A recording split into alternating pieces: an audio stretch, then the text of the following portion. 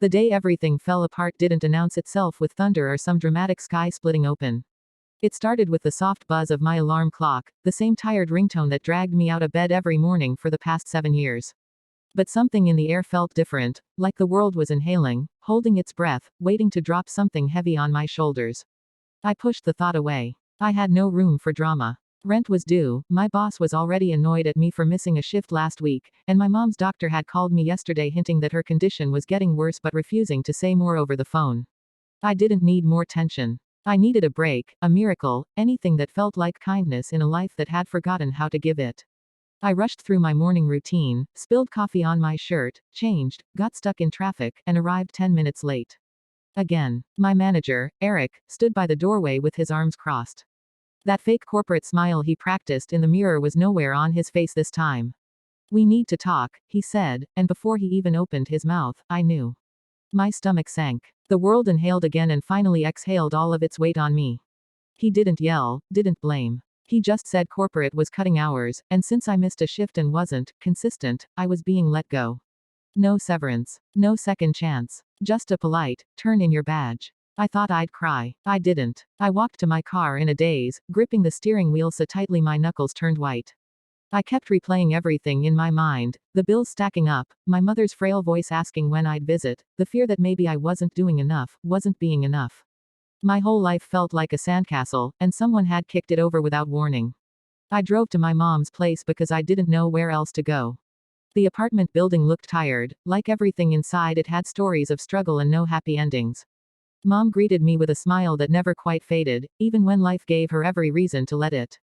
"Why are you here so early?" she asked gently. I tried to act normal, but tears finally broke through. I sank into a chair and told her everything: losing my job, the fear of losing our stability, the worry that I wouldn't be able to take care of her. She reached across the table and held my hand with her soft, fragile fingers. "You're not alone," she whispered. "You never were." Those words cracked something open inside me, something I'd buried under years of pressure and pretending. I cried in a way I hadn't since I was a kid, letting all the exhaustion pour out. Mom didn't say much else. She just held my hand. And for a moment, that small act of kindness kept me from drowning.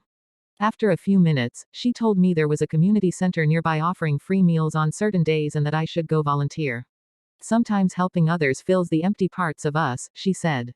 I wasn't in the mood for wisdom, but I saw the sincerity in her eyes. I didn't want to go, but I promised her I would try. After leaving her place, I drove to the community center just to look at it. There were people lined up outside, families, elderly folks, tired workers in uniforms. It made my chest tighten. All these people were struggling too. I wasn't special in my pain. I wasn't the only one falling apart. Out of nowhere, a man approached my car window and tapped gently. I almost jumped. He looked about my age, wearing a volunteer shirt with the center's logo. "Hey," he said with a warm smile, "you're blocking the donation bin. Need help with anything?" His tone wasn't rude. It was genuinely kind, the kind of kindness that disarms you because you don't expect it. I apologized and moved the car, but something made me stay. I rolled the window down again and asked how one could volunteer. His smile grew. "Come inside. We always need more hands." I didn't know why I followed him. Maybe because I needed to feel useful. Maybe because I was desperate for anything that didn't feel like failure. Inside, the center buzzed with quiet chaos, people preparing food, sorting clothes, arranging boxes. The man introduced himself as Ethan. He guided me through the kitchen, the food pantry, the donation section. His voice was gentle, patient, as if he understood that I was walking through my day half broken. At one point, he asked, "Rough day?" I nodded, unable to form words. He didn't push for details. Instead, he said, "Sometimes life collapses so we can see what was standing in the way." I didn't know if I believed that, but something about his sincerity made my chest feel a little less heavy. For the next few hours, I helped hand out meals. I saw people who had nothing smile when they received a plate of warm food. I saw children laugh even though their parents clearly looked exhausted. I saw kindness in the smallest gestures: a volunteer fixing a broken stroller, a woman offering her scarf to someone who was cold, an old man thanking everyone individually. By the end of the day, my heart was still heavy, but the crushing weight had eased just a little. Before I left, Ethan stopped me. "Come back tomorrow," he said. "We could really use someone like you." For the first time all day, I felt like maybe, just maybe, I had a place to stand. But tomorrow would bring its own challenges, challenges I had no idea were already waiting for me, ready to test how much a person could lose and how much kindness could rebuild. The next morning I woke up with a strange mix of dread and purpose.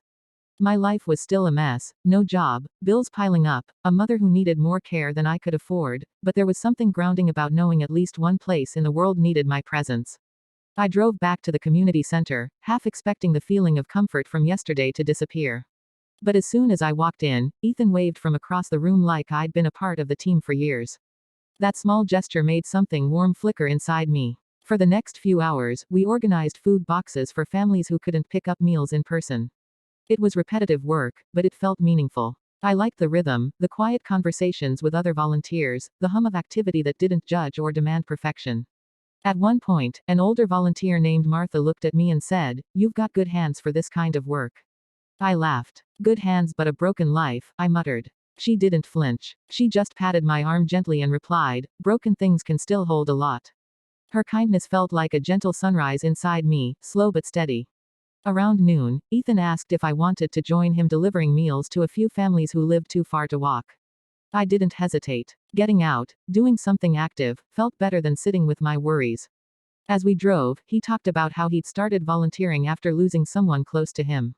"I didn't know where to put my grief," he said. "So I put it somewhere it could do some good." His words sank deep. I realized everyone at that center carried some invisible burden. Our last delivery of the day was to a small house on the edge of town. When we knocked, a young woman opened the door, holding a baby on her hip. Her eyes looked tired but grateful. She thanked us profusely, saying they'd had a rough week. When the baby started fussing, I gently waved my hand and made him smile. For a moment, the mother looked like she might cry. "You don't know how much this helps," she whispered. And that's when I